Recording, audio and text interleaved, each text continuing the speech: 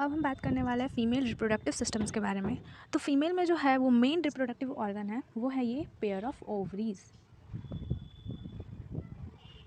ठीक है, तो ये पेयर ऑफ अगर प्रोडक्शन ऑफ ओवम की बात करें तो जब गर्ल चाइल्ड का जन्म होता है तब ये कुदरत का ही करिश्मा है कि उनके जो ओवरीज में होता है वो ऑलमोस्ट 1000 ऑफ एग्स को कैरी किए हुए रहती है। मतलब जब वो जन्म लेती हैं तब उनके ओवरीज में पहले से ही 1000 ऑफ एग्स मौजूद होता है, बट वो जो होता है वो एग्स इमैच्योर होते हैं और वो at the age of puberty, जब गर्ल अपनी प्यूबर्टी एज में आ जाती है बिटवीन 11 ईयर्स 16 ईयर्स, तो वो इमेच्योर एग जो है वो मैच्योर एग में कन्वर्ट हो जाता है। एंड मैच्योर एग में कन्वर्ट होने के बाद वहाँ ओव्यूलेशन का प्रोसेस होता है, जिससे कि ओवम, ये है फिमरी, जिससे कि ओवम ओवरीज को छोड़ फैलोपियन ट्यूब की ओर मूव करती हैं। तो ये फिमरी की ओर अट्रैक्ट होके, और हाँ, मैच्योर एग जो होता है, तो mature at the age of puberty pituitary gland एक हार्मोन को सिक्रेट करते हैं जिसे हम कहते हैं FSH, follicle stimulating hormone. By this hormone ये इमैच्योर एग जो है वो मैच्योर एग में कन्वर्ट हो जाते हैं। फिर मैच्योर एग में होने के बाद एवोल्यूशन का प्रोसेस होता है, ये धीरे धीरे आता है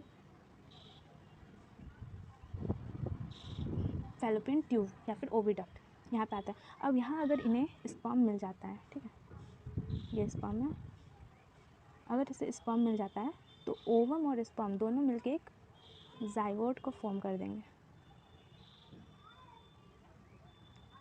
ठीक है, ये जाइगोट में फॉर्म हो जाएगा। फिर धीरे धीरे सेल डिवाइड होके ये एम्ब्रियो में कन्वर्ट हो जाएंगे। फिर एम्ब्रियो में कन्वर्ट होने के बाद ये जो यूट्रस का लाइनिंग है, ठीक है, इनर लाइनिंग ऑफ यूट्रस, ये पहले से ही अपनी इनर लाइनिंग में ब्लड का लाइन बना के रखते हैं, ठीक है, ताकि बेबी आए और यहाँ इसे नरिशमेंट मिल सके। अब यूट्रस को तो ये नहीं पता है ना कि कब बेबी आए, आई मीन कब ओवम और स्पर्म का फ्यूज़न हो, कब दोनों मिलकर जाइगोट फॉर्म करे और कब बेबी यहाँ आए। तो वो पहले से ही अपनी इनर लाइनिंग में ब्लड का कोटिंग किए हुए रहते हैं ताकि जब बेबी आए तो उसे अच्छे से नरिशमेंट मिल सके और वो ग्रो हो सके। तो जब बेबी आ जाते हैं तो ये प्लेसेंटा और अम्बिलिकल कोड के थ्रू जुड़े हुए रहते हैं, ठीक है। और प्लेसेंटा और अम्बिलिकल कोड का भी बहुत इंपॉर्टेंट रोल है, क्योंकि बेबी को जो भी फूड प्रोवाइड होता है, अब बेबी को फूड की नीडेड तो होगी ना। अगर बेबी को ग्रो होना है तो उसे फूड चाहिए, नरिशमेंट चाहिए। नरिशमेंट नहीं मिलेगा तो बेबी ग्रो नहीं होगा। तो बेबी को ग्रो होने के लिए इसी प्लेसेंटा और अम्बिलिकल कोड के थ्रू मदर के ब्लड से फूड प्रोवाइड होता है, ठीक है। और जब फूड मिल जाता है तब जब बेबी नरिश हो जाता है, न्यूट्रिएंट मिल जाते हैं, नरिशमेंट मिल जाते हैं, एसिमिलेशन हो जाता है, एब्जॉर्प्शन सब हो जाता है, फिर आता है एक्सेट्री का प्रोसेस, जब बेबी को अपना फ्रेश प्रोडक्ट टेक्स अवे करना रहता है। तो ये क्या करते हैं, अम्बिलिकल कोड के थ्रू अपने जो वेस्ट मटेरियल्स हैं वो अपने मदर के ब्लड में दे देते हैं, ठीक है। तो यही होता है अम्बिलिकल कोड का बहुत इंपॉर्टेंट रोल। और एक बात कि ओवरी जो है वो एक हार्मोन रिलीज़ करता है, 2 हार्मोन्स रिलीज़ करते हैं। फीमेल में बेसिकली 2 हार्मोन्स होते हैं, एक होते हैं ऑस्ट्रोजन एंड दूसरे होते हैं प्रोजेस्टेरॉन। तो अगर हम इन हार्मोन के बारे में बात करें तो फीमेल बॉडी में जितने भी सेक्सुअल चेंजेस आते हैं वो ऑस्ट्रोजन के कारण आते हैं। जितने भी सेक्सुअल चेंजेस, जैसे कि रिप्रोडक्टिव ऑर्गन्स का ग्रो होना, हेयर्स आना, फेस ऑयली होना, सेलिवरी ग्लैंड ऑयल ग्लैंड्स का जल्दी प्रोडक्शन होना, ठीक है। तो ये सारा क्या होता है, at the age of puberty में ऑस्ट्रोजन का जो हार्मोन लेवल है वो बहुत ही इंक्रीज़ हो जाता है, जिससे कि ये अपना काम करने लगता है और धीरे धीरे जितने भी रिप्रोडक्टिव ऑर्गन्स होते हैं वो धीरे धीरे करके डेवलप होने लगते हैं। तो यही पीरियड होता है बिटवीन 11 to 16 ईयर्स, जहाँ जितने भी फिजिकल चेंजेस आते हैं और mental changes as well.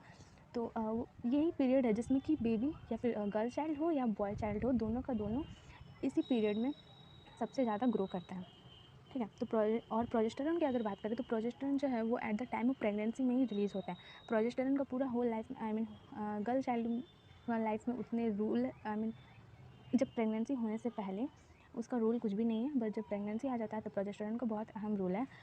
Progesterone के कारण ही जितने भी हार्मोनल इम्बैलेंस देखने को मिलता है, जैसे वॉमिटिंग आना, मूड स्विंग्स आना eight the time of pregnancy, सारे प्रोजेस्टेरॉन के ही होते हैं। और जो भी ब्रेस्ट एरिया में मिल्क आना, ठीक है, वो सारे प्रोजेस्टेरॉन के ही कारण होते हैं, ठीक है। तो अब तो हमने इतने सारे बात कर ली कि स्पर्म का फ्यूज़न होता है ओवम के साथ, फिर फर्टिलाइजेशन का प्रोसेस होता है। अब हम बात करें तो स्पर्म ऑफ ओवम मिलते कैसे हैं, ठीक है। अब ये यहाँ पे तुम्हारा पॉलिनेशन का प्रोसेस तो हो नहीं रहा, जिससे कि स्पर्म गया, कोई कीड़ा बैठा, उड़ गया उधर हवा के द्वारा, यहाँ रिप्रोडक्शन का प्रोसेस ऑफ फर्टिलाइजेशन हो गया। जी नहीं, यहाँ एक प्रोसेस होता है जिसे हम कहते हैं कॉप्यूलेशन, ठीक कॉपुलेशन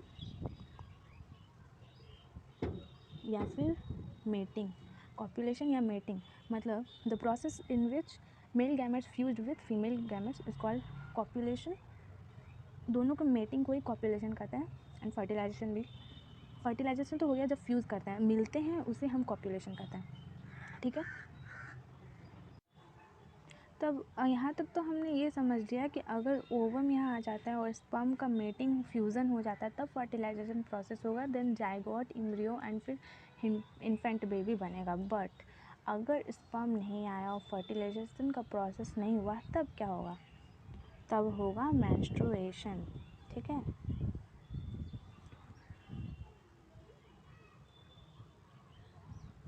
तब होगा मेंस्ट्रुएशन।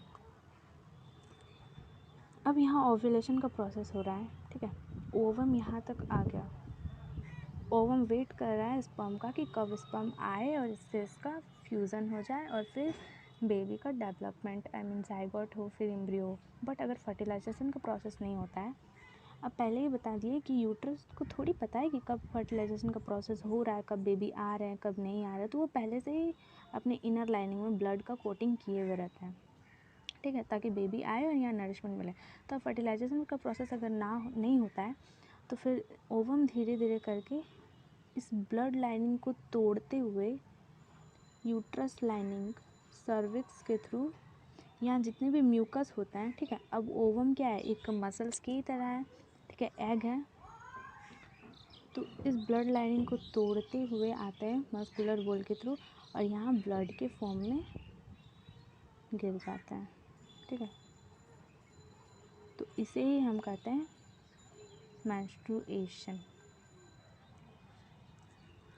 और मेंस्ट्रुएशन में भी एक एज लिमिट है। जैसे मेंस्ट्रुएशन कब होगा कि जब प्यूबर्टी का एज में आएगी, जब इमैच्योर एग मैच्योर एग में डेवलप होगा, फिर अगर फर्टिलाइजेशन प्रोसेस नहीं होता तब मेंस्ट्रुएशन होगा। ठीक है, तो मेंस्ट्रुएशन में भी एक एज बिटवीन है। फर्स्ट मेंस्ट्रुएशन को हम कहते हैं मेनार्क,